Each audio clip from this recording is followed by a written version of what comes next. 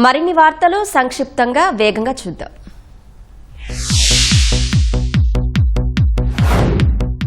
రెండు రోజుల్లో 1,21,000 కొత్త పట్టాదారు పాసు పుస్తకాలను పంపిణీ చేసినట్టు రెవెన్యూ మంత్రి అనగాని సత్యప్రసాద్ చెప్పారు. ఈ నెల 9లోగా మొత్తం 22 లక్షల పాస్బుక్స్ అందిస్తామన్నారు.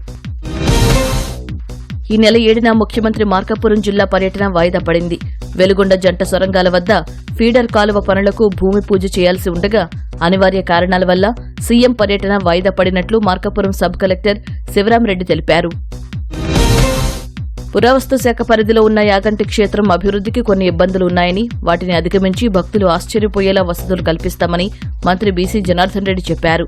యాగంటి ఆలయ పాలక మండలి ప్రమాణ స్వీకారోత్సవంలో ఆయన పాల్గొన్నారు.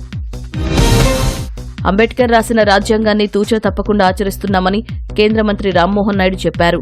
శ్రీకాకుళం జిల్లా ఫకీర్ సాహిబుపేటలో దళిత సంఘాలు ఏర్పాటు చేసిన అంబేద్కర్ విగ్రహాన్ని ఎమ్మెల్యే కూన రవికుమార్తో కలిసి ఆవిష్కరించారు.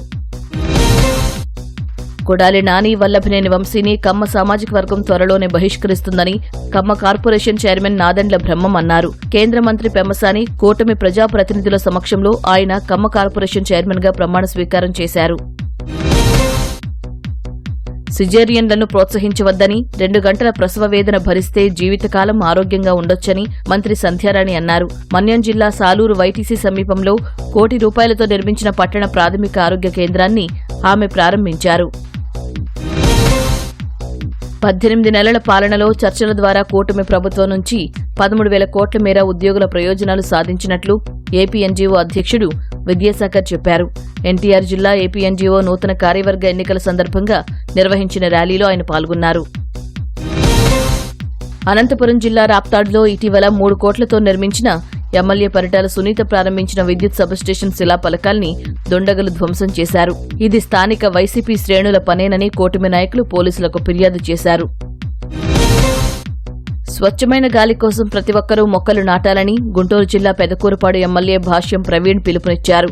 ధరణికోటలో నిర్వహించిన తన ముందస్తు పుట్టినరోజు వేడుకల్లో 4,800 మొక్కలు, స్వీట్ బాక్సులను ప్రజలకు పంపిణీ చేశారు. విద్యార్థులు భవిష్యత్తును ఉన్నతంగా తీర్చిదిద్దుకునేందుకు చదువుతో పాటు నైపుణ్యం ఎంతో అవసరమన్నారు ఉపసభాపతి రఘురామకృష్ణంరాజు. భీమవరం ఎస్ఆర్కేఆర్ ఇంజనీరింగ్ కళాశాలలో సమగ్ర శిక్ష ఏర్పాటు చేసిన కెరీర్ ఎగ్జిబిషన్ పోటీలను ఆయన ప్రారంభించారు.